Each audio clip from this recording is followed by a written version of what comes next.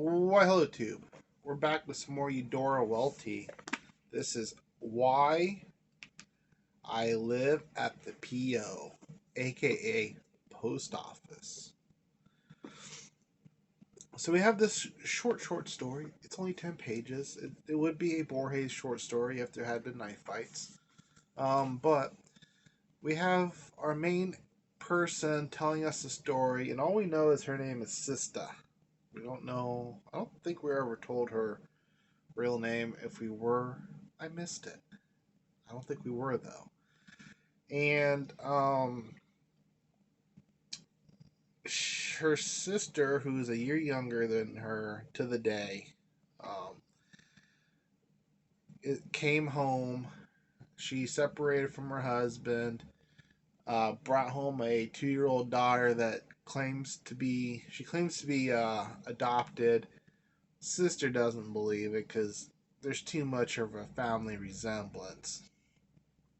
And of course, uh, Stella Rondo, her name was Rondo number 9. Um, they she got angry at it, say you keep my baby out of your mouth, and stomps off or whatever. And sister, she was making dinner or whatever.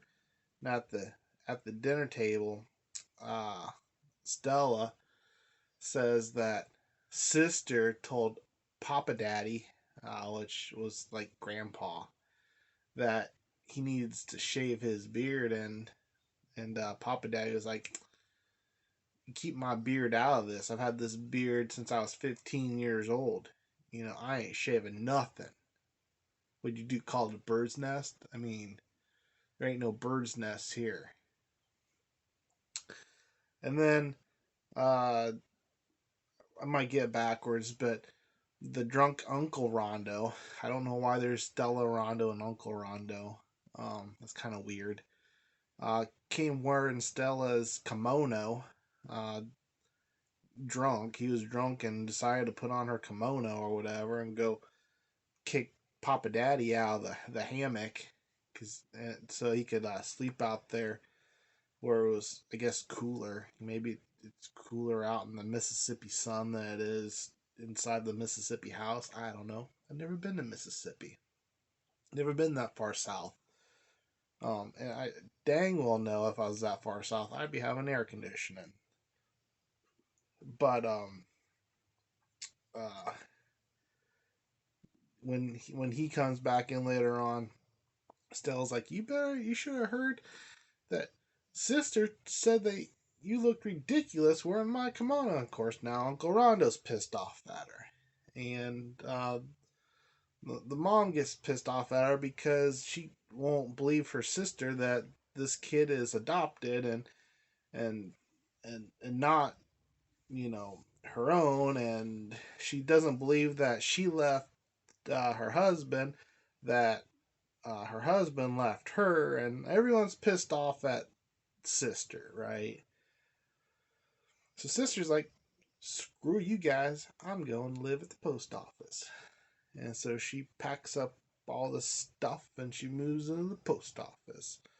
And she's, the whole family's like, you know what? We ain't going to go to the post office anymore. We ain't going to use it. We just will never see you again. And she's like, that's fine with me. And so she moves in the post office. And I guess, people in the town pick their sides or whatever. But she's happy where she is. And I guess the family's happy where they are. We don't really know because, she doesn't know. And that's it. It's like, man, her family really hates her. Then I started thinking about it. It's like, well, wait a minute. What's more likely, that um, every single person in her family hates her for no reason at all, or that she made up the whole story? You fibber. I'm thinking that, she's just one of those people that, you get those people that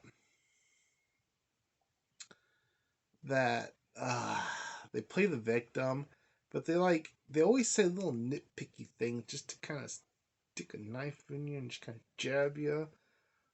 but they're not like super mean. They're just like little like passive aggressive jabs, and if you call them out on them, they get all offended and angry at you, and I think that's what we're dealing with here.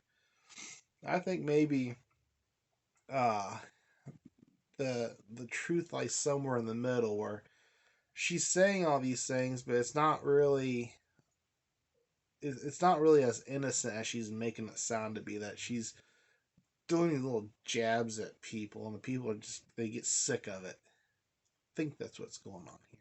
I don't know. You tell me. You tell me. Did you read Why I Live at the Post Office? Did you like it? Did you not like it? I thought it was entertaining. I thought it was kind of funny. It's just kind of funny because the entire story, she says one thing, but her family hears another, and and everyone in the family's ratting on each other, ratting on her to the person that she supposedly said it to or whatever. So I don't know. I thought it was pretty comical. I got a couple of good little chuckles out of it.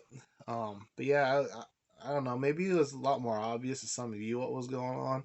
But yeah, I mean, I read the whole thing, and then it kind of dawned on me that maybe that the person telling the story, sister, um, is just a fibber herself. I mean, what's more likely? One person making up five stories, or five people making up five stories? I don't. That made no sense.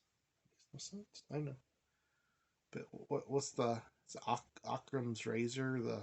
The most likely solution is the solution. Like the simplest solution is the solution, or what? If you watched House, you know what I'm trying to say. I think. Hopefully, you know what I'm trying to say. So, Eudora Welty, Why I Live at the Post Office. I enjoyed it. I thought it was comical. It was a lot better than what was the last one called? Keela and the Outcast Indian Man. It was a lot better than Keela. I will say that.